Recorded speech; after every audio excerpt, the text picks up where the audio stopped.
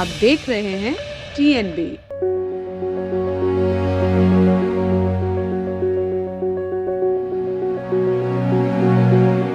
देश की वित्त मंत्री निर्मला सीतारमण अपना चौथा बजट पेश कर रही हैं। सीतारमण ने 2019 में अपना पहला बजट पेश किया था। निर्मला सीतारमण ने बजट पेश करते हुए कहा कि इस बजट में विकास को प्रोत्साहन दिया गया है। इसके साथ ही इस बजट में सरकार के इरादे को दर्शाया गया। तो आइए जानते हैं बजट से जुड़ी कुछ अहम बातें। निर्मला सीतारमण ने कहा, 2014 से हमारी सरकार गरीबी और हाशिए पर रह रहे लोगों को सशक्त बनाने में जुटी हुई है। देश कोरोना लहर से जूझ रहा है, लेकिन हमारी अर्थव्यवस्था तेजी से उभर रही है।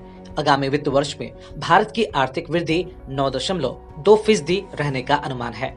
LIC की जल्द IPO आने की उम्मीद है। 25 साल की बुनियाद का बजट है। 60 लाख नई नौकरियां सृजित की जाएंगी। किसानों की आय को बढ़ाने के लिए PPP मोड में योजना शुरू की जाएंगी। एक साल में 25,000 किलोमीटर हाईवे विस्तार पर 20,000 करोड़ रुपए खर्च होंगे। 8 नए रोपवे का निर्माण किया जाएगा। 3 साल में 400 नई पीढ़ी की वंदे भारत ट्रेनें चलाई जाएंगी। तिलहनों के उत्पाद को बढ़ाने की दिशा में काम सरकार करेगी। 5 नदियों को जोड़ा जाएगा। साल 2023 मोटा अनाज वर्ष घोषित होगा। ऑर्गेनिक खेती पर सरकार का जोर है। किसानों को डिजिटल सर्विस मिलेगी। सिंचाई पेयजल सुविधाएं बढ़ाने पर जोर दिया जाएगा।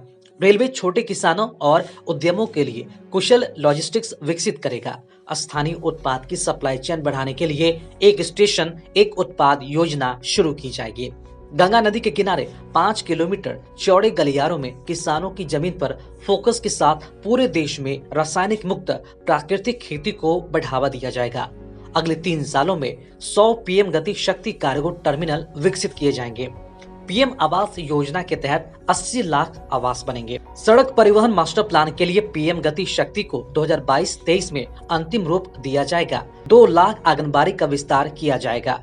इसके अलावा बच्चों की पढ़ाई को ध्यान में रखते हुए 200 चैनलों की मदद से एजुकेशन की व्यवस्था की जाएगी। MSME की मदद के लिए 5 साल की योजना बनाई गई है। इससे छोटे कारोबारियों को फायदा मिलेगा। डिजिटल यूनिवर्सिटी बनाई जाएगी। इसमें कई भाषाओं में काम होगा। इसमें देश की सभी अच्छी यूनिवर्सिटी के नेटवर्क को जोड़ा जाएगा। किसानों की आय को बढ़ाने के लिए PPP मोड में योजना शुरू की जाएगी। वहीं वित्त मंत्री ने कहा कि Ken Betwa river linking project पर काम शुरू करेंगे। केन बेतवा रिवर लिंकिंग के लिए 1400 करोड़ रुपए की रकम तय की गई है। इसके साथ ही फल सब्जी के किसानों के लिए पैकेज लाएंगे। 1 क्लास 1 TV चैनल का होगा विस्तार। PM विद्या प्रोग्राम के तहत 1 क्लास 1 TV चैनल का विस्तार होगा। इसके तहत 12 से 200 TV चैनलों तक विस्तार किया जाएगा। सभी राज्यों में 1 से 12 साल के बच्चों को उनकी भाषा में शिक्षा मिल सकेगी। बजट से आम जनता को ये उम्मीदें हैं। ये बजट ऐसे समय में आ रहा है जब देश महामारी की तीसरी लहर से जूझ रहा है। इसके साथ ही 5 राज्यों में विधानसभा चुनाव है। ऐसे में आम जनता से लेकर सभी को इस बजट से काफी उम्मीदें हैं। बढ़ती महंगाई, एग्री सेक्टर और किसानों की परेशानियां, आत्मनिर्भर भारत, बढ़ते खतरों के बीच डिफेंस पर ध्यान, टैक्स नियमों और डिडक्शन को लेकर बदलाव और भी कई अहम मुद्दे हैं जिनके ऊपर इस बजट में खास फोकस रहने की उम्मीद है। खबरों में फिलहाल इतना ही। देश और दुनिया की ताजा अपडेट्स के लिए लॉग इन करें www.thenationalbulletin.in पर।